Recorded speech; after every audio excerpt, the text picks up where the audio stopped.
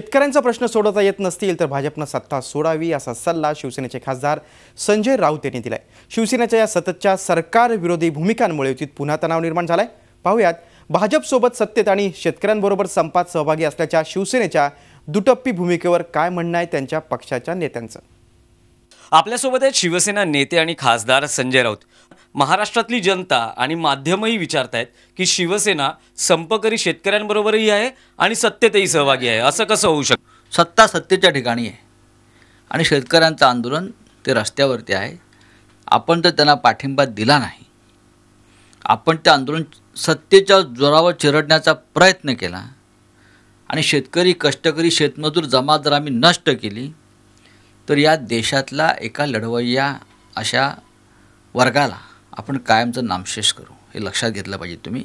आम्ही सत्तेमध्ये आहोत वगैरे सगळं ठीक आहे, पण शेतकऱ्यांच्या प्रश्नावरती आमचे सरकारशी मतभेद आहेत। नेहमी असं म्हटलं जात आहे की शिवसेनेची ही दुटप्पी भूमिका आहे। शिवसेनेला सत्तेचा फायदाही घ्यायचा आहे आणि आंदोलनांमध्येही सहभागी व्हायचं आहे। शिवसेनेचं हे थोडंफार ब्लॅकमेलिंगचंही राजकारण आहे। त्यांना आमचा त्रास होतोय ना, आम्ही कर्जमुक्ती मागतोय म्हणून, आम्ही शेतकऱ्यांसाठी हमीभाव मागतोय, हे त्यांना जर आमचा त्रास होतोय त्यांनी जाहीर करावं, सरकारकडून मुख्यमंत्र्यांनी करावं, सुधीर भाऊंनी करावं की शिवसेनेचा आम्हाला भयंकर त्रास आहे, शिवसेना आम्हाला छळते आहे कर्जमुक्तीसाठी शेतकऱ्यांच्या आणि आम्हाला फार यातना होत आहेत, त्यांनी जाहीर करावं।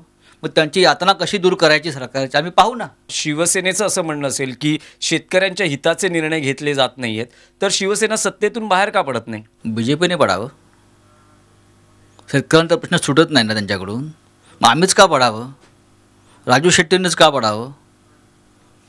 पर्याय आहे ना शेतकऱ्यांना। सरकार भाजपचं आहे आणि शिवसेनेचा पाठिंबा आहे।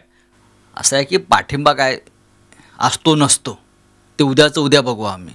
म्हणजे तुमचं म्हणणं आहे, थेट म्हणणं आहे की भाजप सरकार हे शेतकऱ्यांच्या प्रश्नावर संवेदनशील नाही। त्यांचं दुर्दैव असं आहे की आम्ही शेतकऱ्यांच्या प्रश्नावरती घेतलेली भूमिका विसरायला तयार नाही आणि ते आम्हाला म्हणतात तुम्ही विसरा।